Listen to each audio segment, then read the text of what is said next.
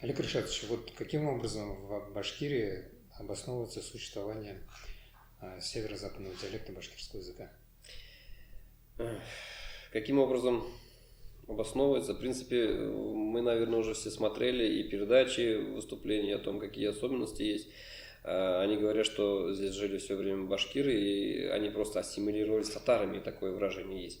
Если с лингвистической точки зрения, то они говорят, что, вот, например, некие такие особенности, в принципе, речь идет вообще нужно сначала сказать, что о мензелинском говоре татарского языка. Обосновывается, что у него есть какие-то особенности, которые якобы его приближают с башкирским языком. Это я с точки лингвистики, я сейчас не вдаваюсь в подробности, не вхожу в историю вопроса, вообще про историю заселения. Речь идет именно о лингвистической стороне дела.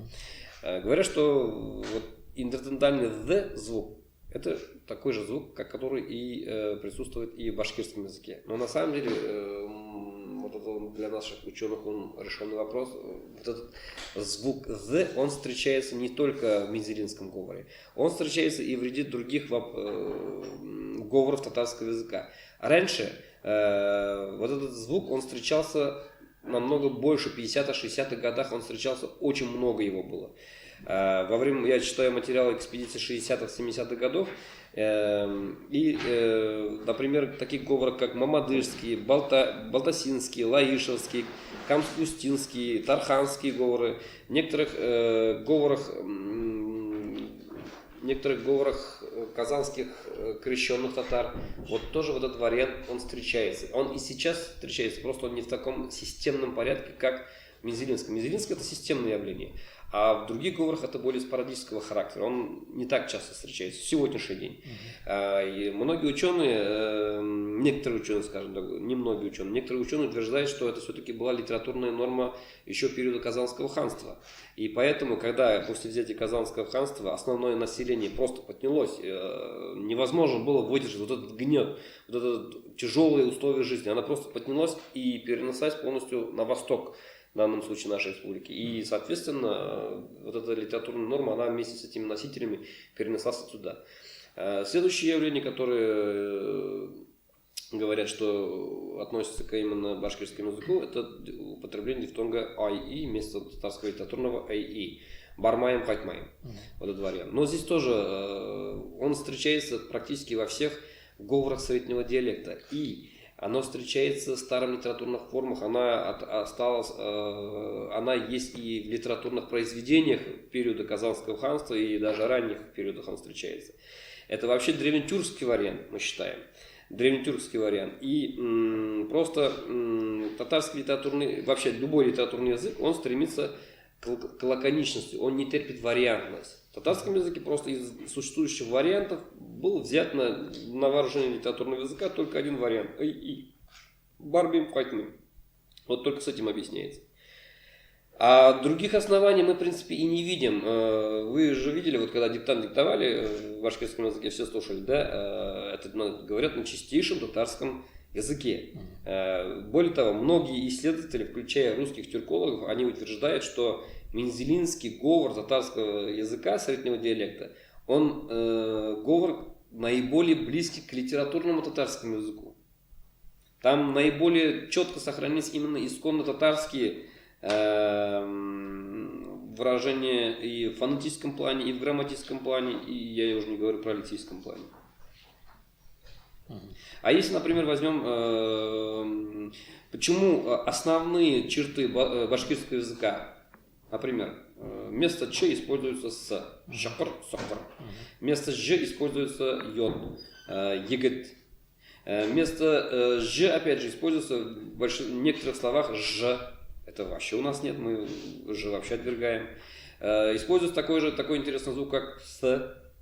Основные, вот, которые башкирский язык делает башкирским языком, почему их нет в мензелинском говоре? Ответ просто это не башкирский диалект, и он к башкирскому языку никакого отношения не имеет.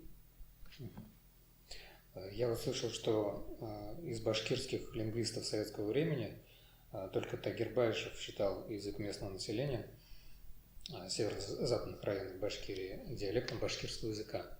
Это верно? То есть насколько верно то, что остальные-то были уверены в том, что для этого нет оснований? Ну, ради справедливости надо заметить, что не только он. Есть еще ученые, ну не покойная, Сария Миржанова. Вот ее книгу я держу, у нее вышла в 91 году такая книга, как «Северо-западный диалект башкирского языка. Формирование современных состояний». Ну, это уже поздний советский период, скажем так, 91 год. А работу она начала писать явно раньше, она опубликована была в 91 году. Еще она есть. А какую она представляет организацию? Она работала, насколько я понимаю, в ЯЛИ. Вот у нее рецензентов. Уфимском, да? Да, Уфимском ЯЛИ. Насколько... Вот этот момент, кстати, надо уточнить. Я могу ошибиться. Насколько я знаю, ЯЛИ, да. Скорее всего, ЯЛИ. Этот момент уточню, ладно, я выясню. Дополнительно нужда. Вот. Миржанова тоже такое же мнение придержалась. А вот некоторые другие ученые, например, тот же самый Ахнеф Юлдашев. Ахнеф Юлдашев, башкирский лингвист, башкирский ученый, он был категорически против для включения, что он считал, что он никаким образом не входит в состав башкирского языка, что это чистейший татарский язык, который близок к татарскому литературному языку. Его поддержали Наги Мишбулатов и Талас Карипов. Они тоже говорили, что даже если там что-то было, но сейчас уже на данный момент ничего не осталось башкирского, и что на данный момент этот говор никаким образом нельзя включить в состав башкирского языка. А эти ученые были башкирами по Это национальности? башкирами, да. По национальности? По-моему, да. Да. По-моему, да. Юлдашев точно был, вот Нагим Ишбулатов. По-моему, башкирами, да. А вот российские и советские языковеды в целом как-то вообще обращались к этой теме? У них есть насчет этого мнения? Вообще к этой теме обращались еще первые русские тюркологи. Это было еще 100 лет назад, в 19 веке. Даже пораньше, уже в 18-19 веках среди ученых русских были споры. Какая этническая группа, какой народ преобладает в составе типтяр-бабылей и башкир?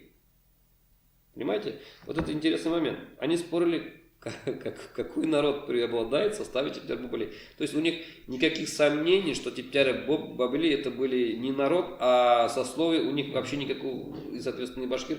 Вопросов даже не возникало. И такие ученые, как Петр Рычков, Павел Небольсин, Петр Кеппин, немец по происхождению, кстати говоря, они все писали уверенно, что это языки, что в этом среди типтяри преобладают татары. А уже в 1881 году, еще до него хочу сказать, еще Галимзян Ахмеров, профессор Казанского императорского училища, он на основе архивных материалов утверждал, что в этих сословиях преобладают именно татары. Он утверждал, что это сословие. А в 1881 году Александр Григорьевич Бессонов, кстати, мы его считаем основателем вообще татарской диалектологии. Это первый человек, который написал такой солидный труд по татарских диалектов. И именно про северо-западный диалект он писал, что говор типтяр-мухаммедян, он явно татарский и приближенный к татарскому литературному языку, утверждал. Уже и после него проводились многочисленные экспедиции. В 1050-х годах, с 1054 по 60-е годы, знаменитый тюрколог, диалектолог Лейля Тагировна Махмутова проводила очень много экспедиций. Она объездила весь Башкортостан. Жавет Алмаз проводил экспедицию в эту же территорию тоже.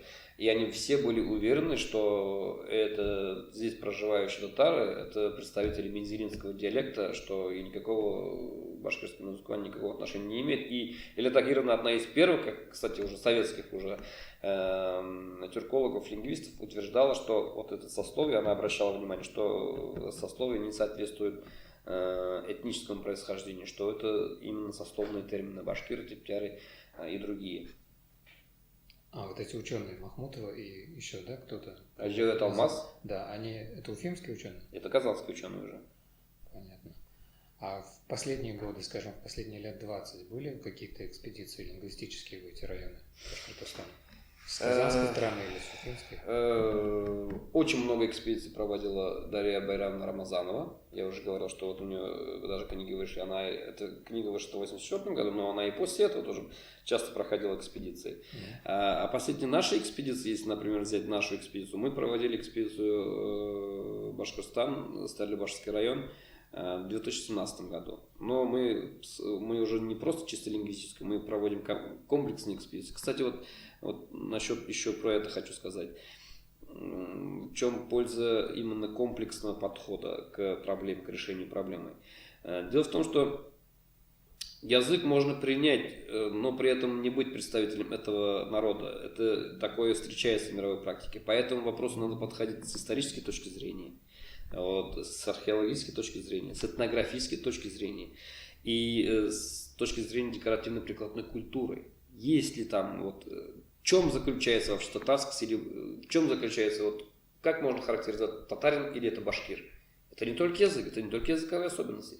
Надо знать историю происхождения этого народа, какие племена участвовали в происхождении. И надо посмотреть, чем отличаются они друг от друга, не только в историческом лингвистическом плане, а в культурном плане. Менталитет какой он, как он сформирован. Татарина превратить просто так башкира, это очень сложно. Это практически невозможно. Так же, как и башкиры просто вот так взять и за какие-то 100 лет превратить его в татарина. Это тоже невозможно. Менталитет другой, культура другая, музыка другая, одежда другая, быт, условия проживания другие. Это можно легко сравнить. Вот именно в этом комплексном подходе она была бы отразилась бы наиболее правильно, наиболее ярко, мне кажется. Вот эти, вы сказали, что в 2017 году, да, провели? Да, в 2017 году. Ну, она была комплексная. Она была комплексная, да. Но в том числе и по языку. И по языку мы там изучали и надгробные камни, кстати, вот еще археографическая еще вещь, надо посмотреть, какие надгробные памятники, на каком языке они написаны. Мы, кстати, подготовили целый цикл таких книг. Вообще, по Башкирии мы в этом году подготовили где-то около 10 книг. Там есть книги лингвистического плана, и есть книги фольклорные, материалы фольклора мы тоже показываем, есть книги надгробных камней. По мере публикации мы будем знакомить читателей с этими книгами. Но, тем не менее, вот в этом языковом разрезе экспедиция показала что? То есть вы спрашивали, например, у местных жителей, какой язык они считают родным? Да, конечно. И что? Они всегда спрашивают. Там, несомненно, никто и не сомневается, что это татарский язык. Несмотря на то, что как бы в школах, да, или... Может, там СМИ, там некоторая обработка в пользу башкирского. Ну, в 2017 году мы последний раз были, поэтому уже в 2020 году не были. Но, послушайте, народ наш достаточно мудрый, и его трудно будет уговорить, чтобы быстренько... Это можно переписать, наверное, какими-то другими способами переписать. А чтобы просто уговорить, я в этом плане сильно сомневаюсь, что народ можно уговорить за один день уговорами превратиться в другую национальность. Мне кажется, это немножко... Да, найдутся, наверное, люди, есть у нас примеры, да, которые вот считали так, но это же не будет массово, это будет, не более десятков людей, я считаю так. Это мое мнение. Но вот тем не менее башкирские ученые утверждали, что татарские учителя, которые были, так сказать, экспортированы из ТССР в Башкирию в 20-30-е годы, именно как раз и сделали местное население татарским. Да, за несколько лет. Да, за несколько десятков лет. Возможно? Нет, конечно. Нет, да? Нет, конечно. Возьмите просто среди этих татарских населенных пунктов, которые находятся, например, по реке Дем. Я знаю, еще в Чешминском районе прекрасно проживают настоящие башкиры, есть настоящие башкирские деревни. А почему же тогда они тоже не татаризировались, так скажем так? Почему не превратились? За какое-то столетие превратить башкир на татарина? Это смешно. Сколько поколений должно пройти? Ну, и такой вопрос, который может быть немножко в сторону, но тем не менее. На днях в соцсетях появилась такая информация по исследованию Сводиша, который исследует базовый корпус слов, например, 2 языков. И вот по этому исследованию среди тюркских языков наиболее близки якобы татарский и башкирский на 95%. То есть ядерные слова близки, даже идентичны, наверное, именно в татарском и башкирском. Вот вы как бы это прокомментировали? Вы знаете, если взять языковые семьи, вообще, например, тюркские языки, они сами по себе очень близки. Тюркские семьи для нас не составляют проблемы понимать казаха. Чуваши, например. Вот чуваш немножко сложнее. Да. Чуваш немножко сложнее. Есть среди тюркских народов, которые для нас сложнее, но они другой языковой группе принадлежат. То есть не тюркские, но мы, например, кыпчако-булгарские, они уже немножко другой чуваш, я сейчас забыл, какой принадлежит. А вот, например, казахов понять нам легко. А я обратил внимание, что вроде бы не кипчакская группа, а гузская, а азербайджанцев понимать еще легче почему-то. А если уже это карачай-балкарцев, нагайцев понимать. У нас общий, для всех тюркских народов это общая тюркская лексика, она присутствует. Это, прежде всего, это соматизм, это название частей тела, связано все, что с человеком, все, что связано с природой, все, что связано с выживанием, питанием. Это все у нас, естественно, общие. Они могут быть немножко фонетически, немножко видоизменены. Тут немножко говорим мы огубляем, например, казанские татары, другие они более открыто говорят. Но мы их прекрасно понимаем, это не мешает нашему общению.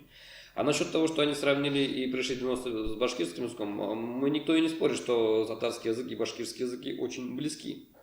Естественно, мы близки, мы проживали вместе, это наши самые ближайшие соседи. Это мы с ними жили всегда в тесном контакте. Мы хоть и говорим, все равно были и какие-то и брачные тоже узлы были. Мы брали в жены башкирок и наоборот, это тоже происходило. Никто не говорит, но на сегодняшний день это полноценно сформированный отдельный язык со своим государством, со своим литературным языком, со своими учеными, писателями, вполне самостоятельный язык. Это не мешает. Да, некоторые языки могут быть более близки друг к другу, некоторые более далеки. Вот насчет 95% только у меня, конечно, сильные сомнения есть. Я думаю, это немножко, не знаю, немножко преувеличенно, наверное, 95%. Просто это корпус слов, таких как там я, ты. Вот, они бы сравнили базовый корпус слов, он у всех тюркских языков такое же соотношение даст. Я думаю, меньше 90 все равно не будет даже с другими языками. Нет, там относительно близки, например, также примерно близки, на 86, что ли, процентов, например, казахский и киргизский. Или турецкий, они все тюркские языки проверили. Но насколько я знаю, да. Вот все тюркские языки прямо проверили, сравнили и с татарским языком тоже. Да, это прям такая табличка перекрестная. Ну, базовые слова, я говорю уже, тюркского языка вот тогда. Но с башкирами у нас, естественно, наиболее близкое. Я в этом никакого криминала не вижу. Естественно, это легко объясняется. Казахами мы еще чуть подальше живем, и то у нас какая близость. А здесь это ближайшие соседи. Тем более мы одной веры. Мы мусульмане, чувашам еще понятно, да, веры разные, еще терминология тоже другая будет. Поэтому вполне допускаю, но это ничего не говорит. И последний вопрос. Насколько я знаю, ваша специальность это все-таки вы топонимист. Вот. И к каким выводам вы пришли, очень грубо в целом, изучая татарскую топонимику? Я изучаю татарскую топонимию Западной Сибири, это моя основная специальность. И в то же время мы составили электронный каталог топонимов. Кстати, можно ссылку подать тоже, электронный каталог топонимов Республики Татарстан. Какие выводы можно принимать? Ну, то, что, например, по последним моим исследованиям, вот я изучал топонимию Новосибирской области, тюрко-татарскую топонимию. И что показывает, что мы ищем субстрат других языков в языках. То есть субстрат это то, что было до тюркского произошло, то, что там было. Но вот микротопонимия, она очень мало отражается. Вот по моим наблюдениям, например, даже чисто просто возьмем один район, например, да, Колыванский район Новосибирской области, по моим наблюдениям, 70%, даже там точнее было 78 что ли, процентов было, топонимы именно общетатарские, то есть которые, понимаю, казанский татарин понимает, сибирский татарин понимает, мишарин понимает, 7 общетатарские топонимы. Ну, я уже говорил, что топонимы, они в принципе они общетатарского происхождения, то есть понятные всем. Определенный процент есть, который именно топонимы образованы только от диалекта сибирских татар. И есть где-то процентов 5-6 с затемненной семантикой. Вот это, который может быть субстрат тех народов, которые жили до нас раньше. И что еще нужно заметить, что топонимия, она такая, скажем так, если, например, взять в тематическом плане, она не такая сложная. Если взять, например, крупные реки, крупные горы, древний человек не ломал себе голову тем, что какие-то витиеватые, красивые названия дать к этому реке.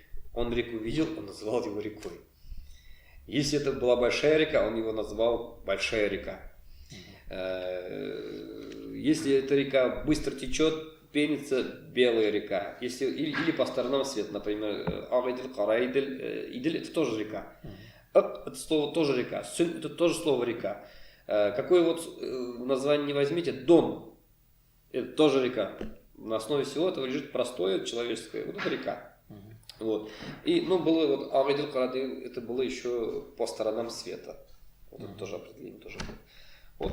Хочу сказать, что, в основном общая вот эта топонимия, чем она старше, чем она дальше, она общетюркского происхождения, понимается. То есть она понятна для всех тюркских народов. Если уже ближе к сегодняшним дням, например, это ареал населенного пункта, который пользуются названиями, которые используют названия, то они уже ближе к современному дню, они даже ближе к более нарицательной лексике. То есть понятно, да, поле он называет тоже поле, вот тогда Огашлык, вот Нанда Урман, и называет уже, кто обрабатывает. Очень много топонимов, связанных с антропонимами. То есть кому эта пашня принадлежала.